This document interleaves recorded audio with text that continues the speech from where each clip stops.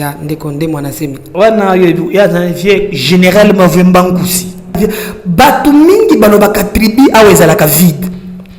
La plupart ils le réclament bambongo na ye. Moi je pense que l'État congolais devrait l'écouter. Si l'État a négocié avec Gédéon Dioungu, Nataya Kabila, un criminel, pourquoi pas ne pas écouter Mwanda Sembi? Mais il faut que Ndekonde Mwanatemi, l'honorable Azana des casquettes, politicien et puis homme spirituel. Ou Azana église naye, Azo Kambabatu naye. Nalanda kiye, ngana kumiko teke na mabonde, les postes étant na landi intervention dans l'Assemblée nationale. Nataya Kamere, quand il vous explique, mais c'est très intelligent. J'ai l'impression qu'il y a un ça ne va pas. Il est allé toucher quelque part que Makambwe Beba. Ici. Police a mopé moyen bien qui est aux yeux qui est généralement l'homme de situation difficile. Azana ba nzoi alors biso qui est piqué yo quand ka poison bimi okufi. Mais je regrette aussi que les botana bango et bomisi bato epelé. Mais pourquoi kolingate est-ce que c'est ennemi ande Mwanatemi o kolingate baloba likambo o ya salaki yo zoni kaka kolobaka abenga ki neve ne bakutana. Mais aujourd'hui il dépêche ça na pouvoir combien de personnes bakufa. Est-ce que lelo balandeli yango? Qu'est-ce qui se passe à Gombe? Confinement ou ekosi la zate eloko zate bafandisaki batuti des semaines bayana epompa ibe pompe loka milinga wana ba pompe milinga matia désinfecté. Ah maman tika nengai ba pompe milinga matia likolo après ba jika mnyo mpien sanji omboka tenzambe pardon ba ndiko sokola nango makadamu na ebisiyo te ebiloko saisa imoto ko sala ngole mbisangai mnyo mpien sanji sokola makadamu corona ezana makadamu oyo.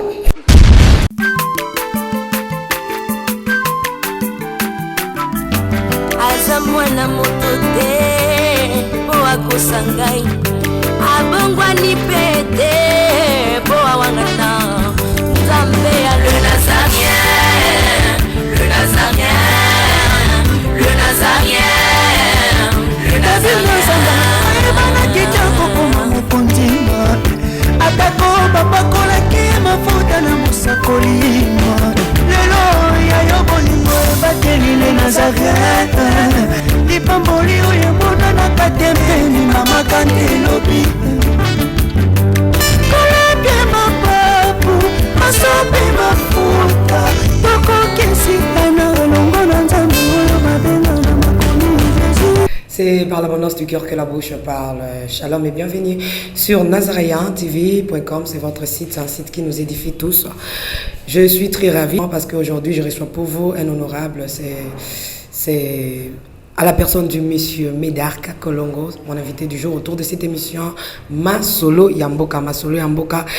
Aujourd'hui, ça sera vraiment très chaud parce que l'actualité est dominée par l'arrestation de l'honorable Mwanatemi et puis l'arrestation de monsieur Vital Kamerhe dans l'audience publique naye oyo bazali kosenga vraiment c'est ce qui domine actuellement na Mboka na biso la République démocratique du Congo. Mais avant toute chose, bénissons le Seigneur à travers ces cantiques. On se retrouve tout juste après. Je signale que derrière la caméra, c'est Yves Bolofa et Alain Kiaka, la régie à vous. Oh ni nani Tibidon tabibon perdabidon Ni nani Yesu Tibidon di Yesu uzima Aksanti sana Bwana Yesu Tibidon di Bidon Yesu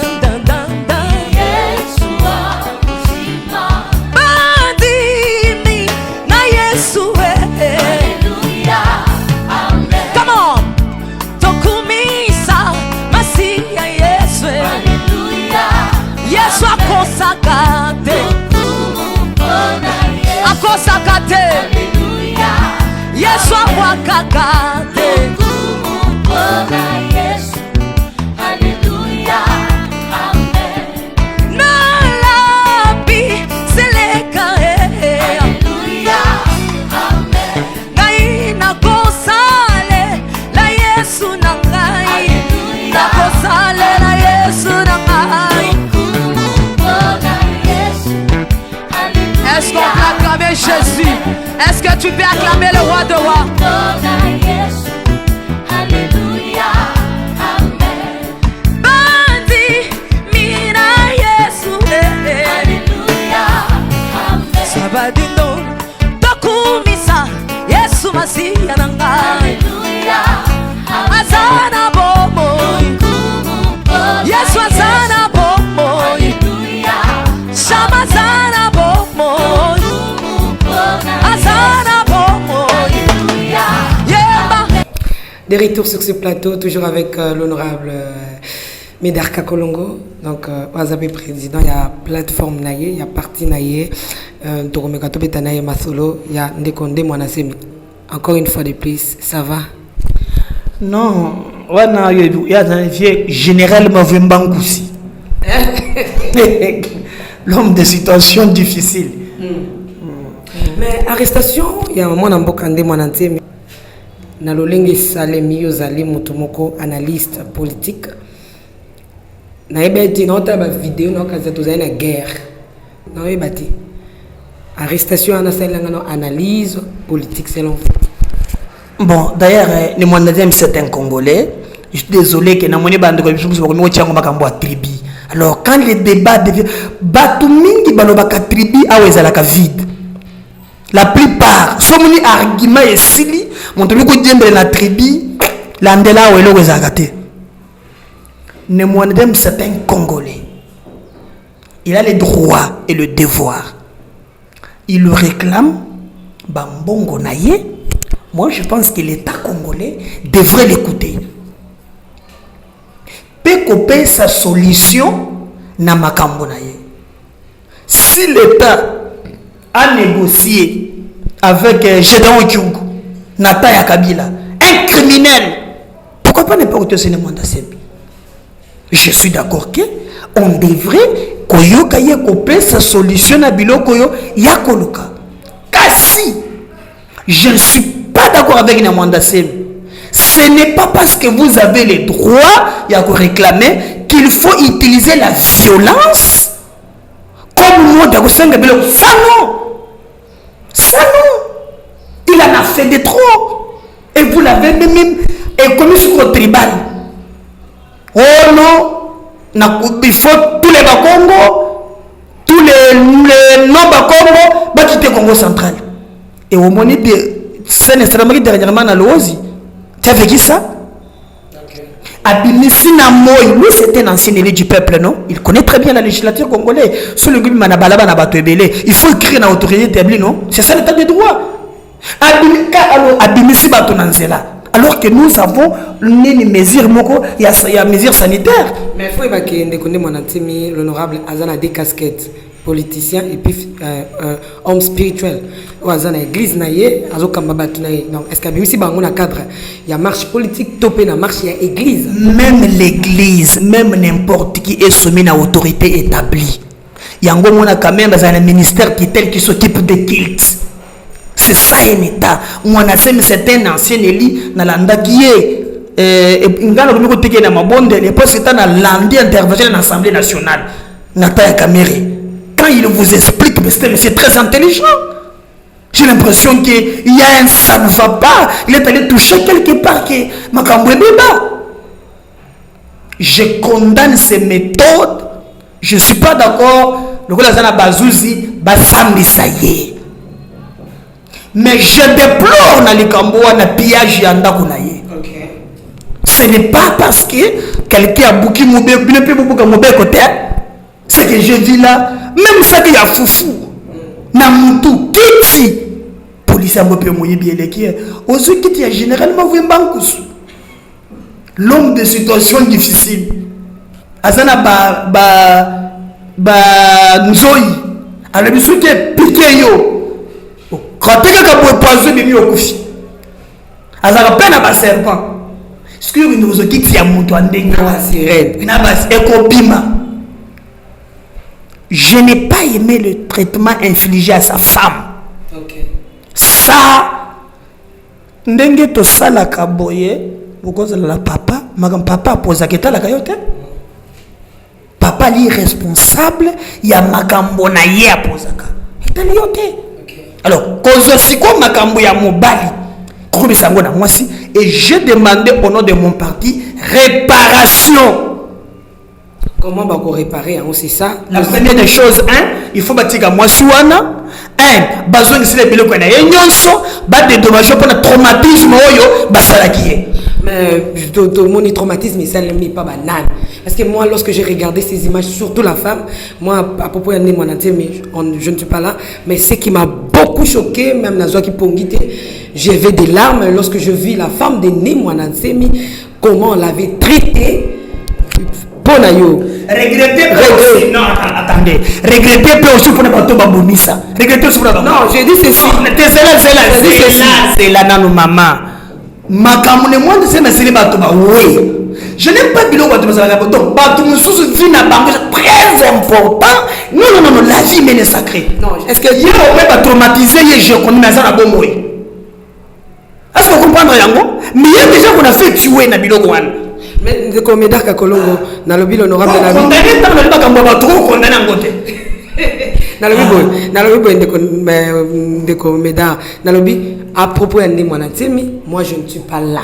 Mais moi je prends contexte, il y a moi si il y a Nimwanantsemi. Et ça m'a pété.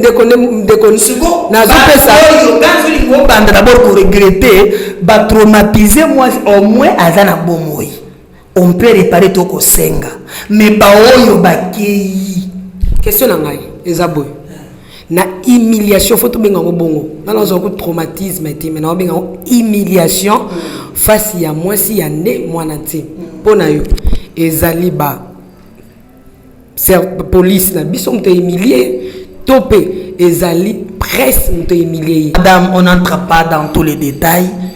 C'est à condamner. Ce qui est fait, il faut réparer yango.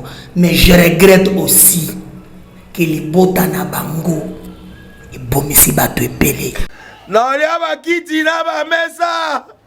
Ah, atanya ukondoko. Na mona yo. Na chayo na mwamba. Na minito na kata pena katikata saga fufu. Oui, allô, est-ce que tu bonjour? Boni. Et l'autre côté, et puis qu'il y a mon bureau à travailler des micros. Donc, dès que tu as un galère à niveau 0. Tout ça là, boy. Moi, il y a un bon vraiment mingité. Mais dans autres la bino, moi, mon kio n'a pas une agence mon boy Nazareta. Sarita qui dit sérieux. Oh. Maman, comment est bon donc yo pe ça au fouti bon pour partir à Porto biso to ya to jibilo. Na bengi ya Scotty. Agence moi ifongami comme on Nazareta.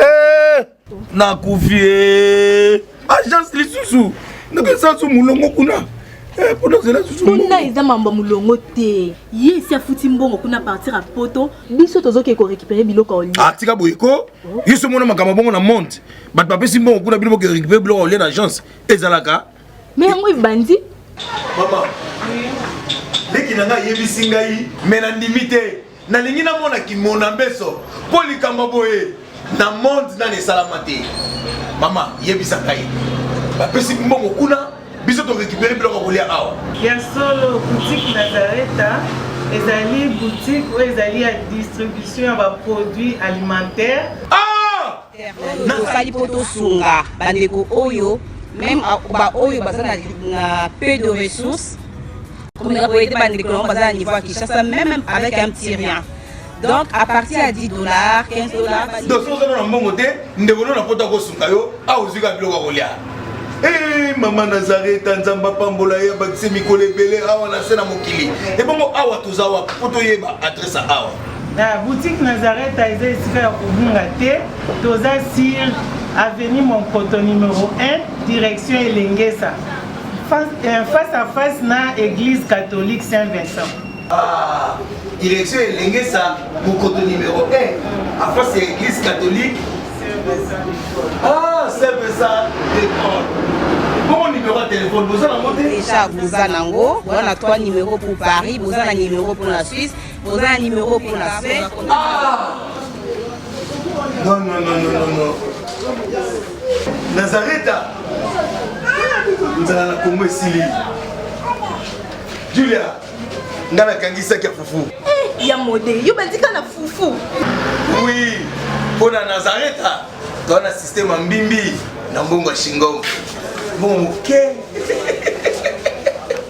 Vous allez sérieux. C'est du sérieux. Mais aujourd'hui, IDP, c'est ça le pouvoir. Combien de personnes va faire? Est-ce qu'elle est là, balandeli encore? Voilà. N'a qu'aucun moi. C'est pas dans le non. Pourquoi tu l'ongolais Kabila na pouvoir? Question à mon ah ouais, c'est que IDP c'est les bonga. Na bateau ne surtout pas bomisa. Balandeli encore. Mais qui t'a dit qu'il va collander la bangote? N'a pas pu se battre mon sous. Baka et Salamia. Oui, bien mon toit bomisa mon toit wanane. Ministre intérieur. De l'Imagambaza. Aujourd'hui,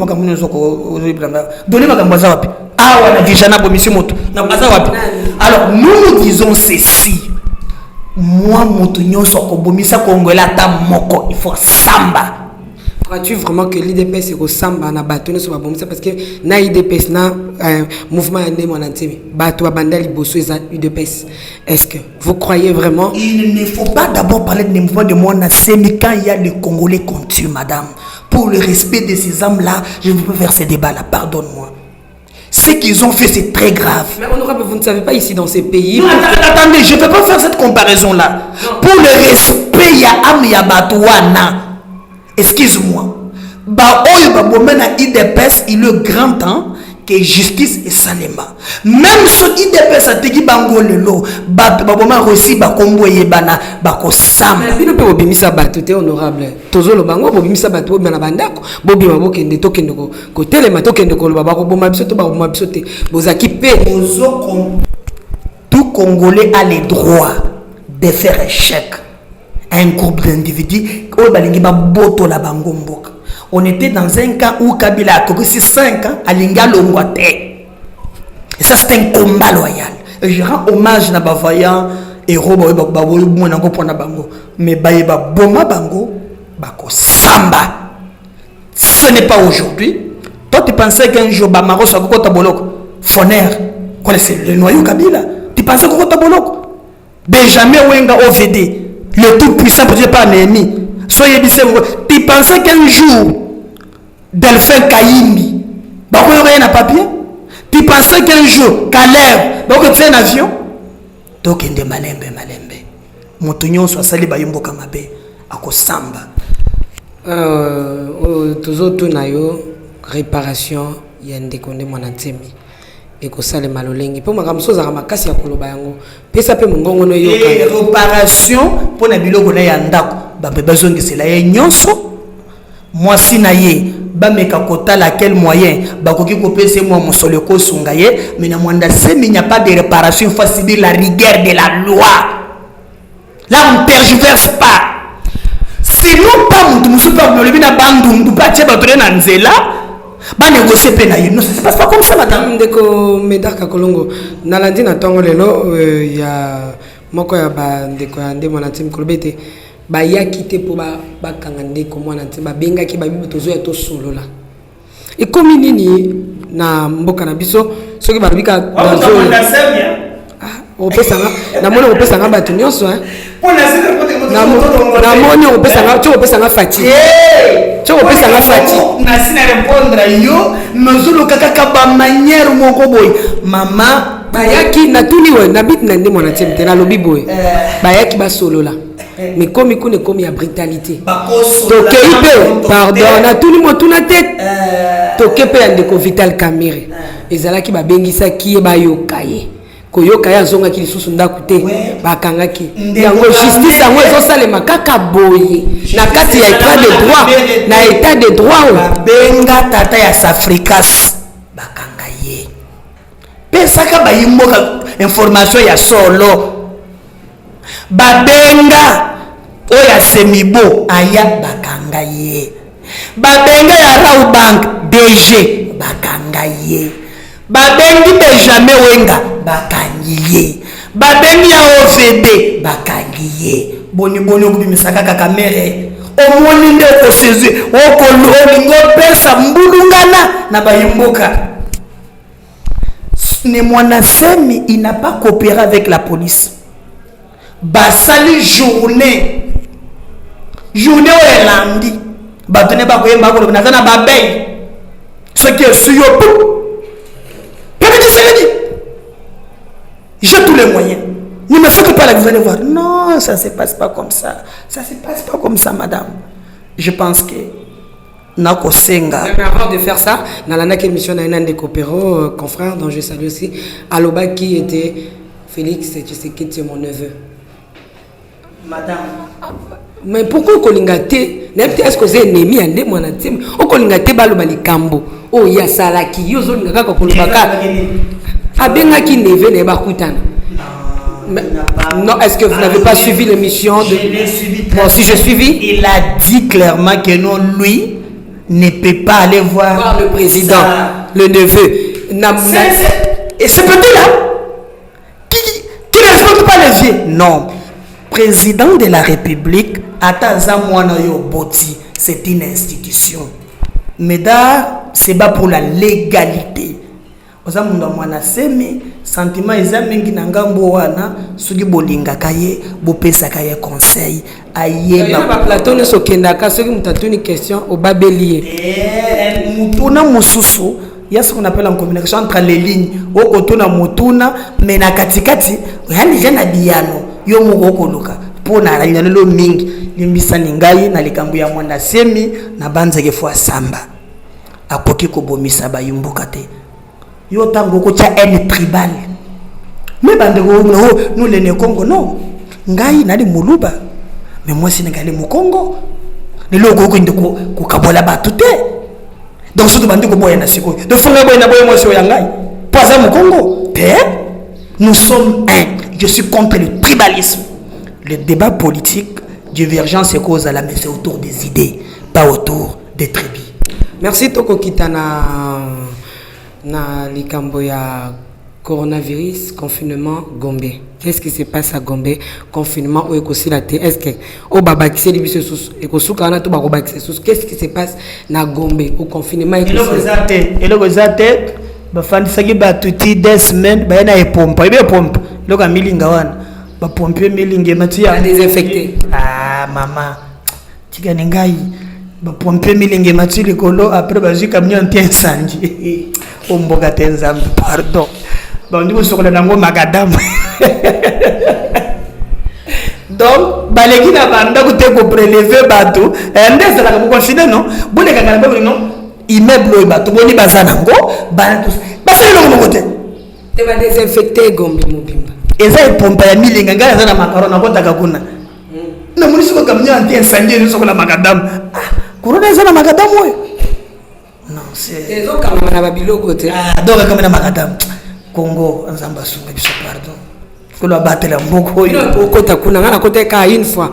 Est-ce que Gombe P comme vraiment désinfecté comme propre? Na ebisio te. Ebiloko ça imotoko sala ngoli mbisangai. Pasi. Biloko président de la République a lobby te ba kanga ba confiner Gombe ba pesi ordonnance oyo tambo mamba beli makamba. Na Gombe chaque jour eloko ya lité. Ngabutu abana yawa na uti ti na ville kuna eloko ya lite e pompa ya milinga wana yaka mokolo moko obi biloko e pompa ya tamu mbutu te asayi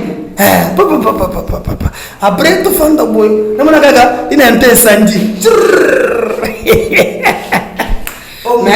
mais yambalo to kota Gombe de 15 awa soki si to kota Gombe. Il n'y aura rien. Cette façon de gérer la pandémie, c'est très grave. Dieu nous garde seulement. Pour bateau, tout aussi là. Si Dieu ne nous garde pas, na bateau, tout aussi là. Zambatala gaga qui tous na bateau ba ko batela biso. Mais à moi depuis bakangi Gombe, to ekiti tozo ko eso to ezo matate to ezo kita. To ekiti. Maman, et triple to na ba 500. Ah! Ko la batela bana na ye. Na bateau tout aussi là. Ce qui est ça non, et pour ma pona ba condition biso tout aussi là. Nani elikelo ko la mukristo ya wanzamba batele biso batoyo moye zate.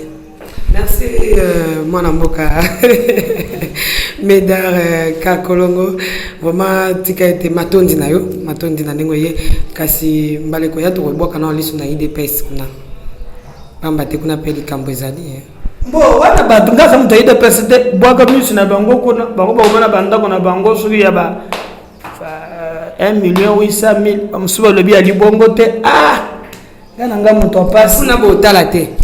Oh, mama noko biso mikanda ya 1,800,000 ezako.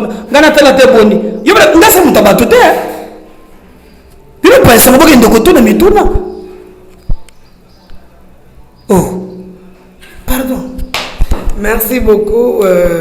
Tokomi na suka ya émission na ndeko Médard Kolongo. Dans la caméra, tu as vu que ma DG Billy puis bakangi bango. Ou bakitisi bango. Entre autres, député. Et monsieur Trésor qui est là? Je ne sais pas si vous avez l'info. Bon, il paraît que nous avons des petites. Il faut que c'est vrai. Moi, d'ailleurs, magistrat va vous comprendre la parole. Avec une bonne impression. Félicitations à nous. Félicitations à nous.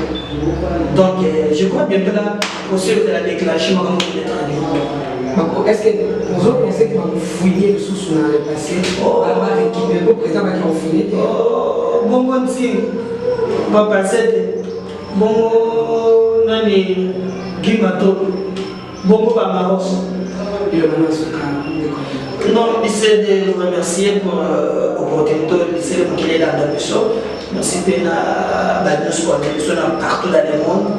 Vous voyez que peut-être dans Colomba, notre coup c'est de l'Isabatu Nyosote, qui a battu sur la tribal, sur la Touba, sur la Congo, Bisopoye, on a un petit messie. Ce qui nous unit, c'est le Congo. Et ce qui nous unit est plus fort que ce qui nous divise. Nanyo Sotoko Sana, Tolina Congo, là-bas.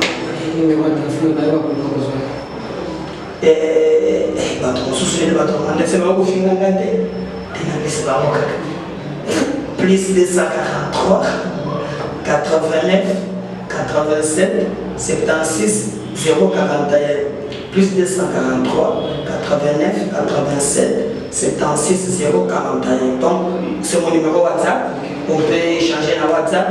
Merci pour tout. Merci à vous aussi, que le Seigneur vous bénisse. C'était M.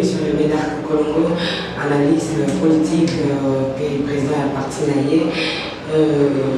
Je parlais sur deux séjours de la l'arrestation de Mandanté et puis l'arrestation de M. Vita Kamel pour l'audience et Zokoma Kalamine qui est vraiment la poli. Mboka Baimboka nous parle d'Ango, que nous disons Souka Wapi. Vraiment, le bien Moko, Congo et Lengi.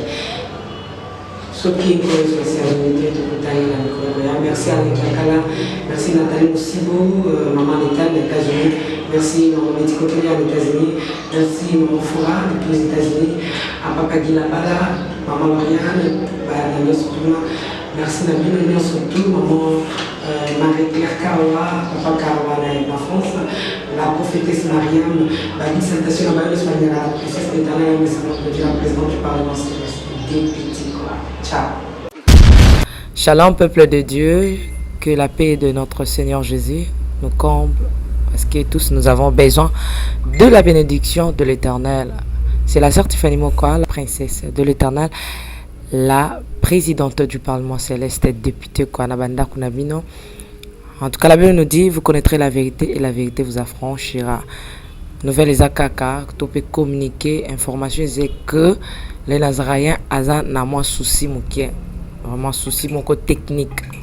Voilà pourquoi nous vous supplions, nous vous demandons, s'il vous plaît, d'ailleurs que vous acceptez Rabiso na banda kuna bino ka lolenge tozali.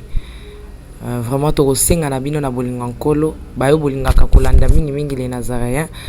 Vraiment bo sunga biso bo s'abonner dans les Nazaréens News. Donc neka ke komami wana les Nazaréens News parce que les Nazaréens oyo ya Kinshasa ndeko boyebaki liboso ezu un petit problème technique. Donc moi to ko tsaba vidéo il y a milai eza vraiment pour l'instant. Donc voilà pourquoi na bolingo musalo tozala nango tosala libino les Nazaréens News.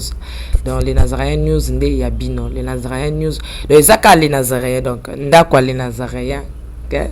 Famille les Nazaréens toujours mais news au betika les Nazaréens news ndenge ba komia wana au cliquer na place ba komi s'abonner au s'abonner massivement donc faut s'abonner au epipe muninga s'abonner au epipe ndeko s'abonner donc bo s'abonner massivement s'il vous plaît ba bolinga nkolo la sœur Tiffany, la princesse de l'Éternel.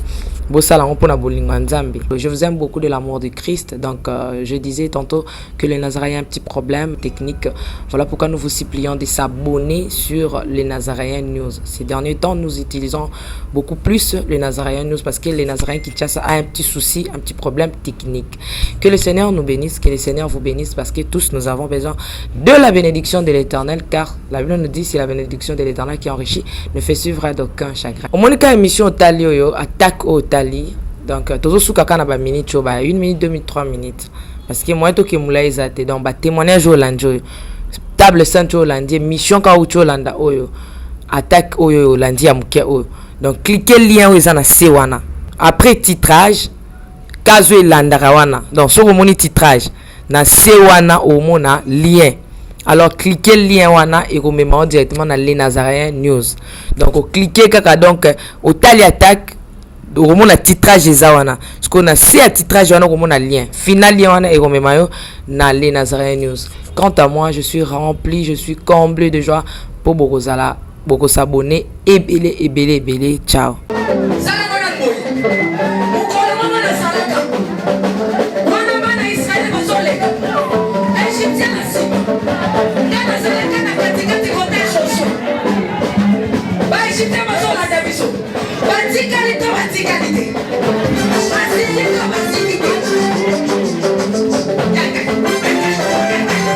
Loba Satan azana ba problème.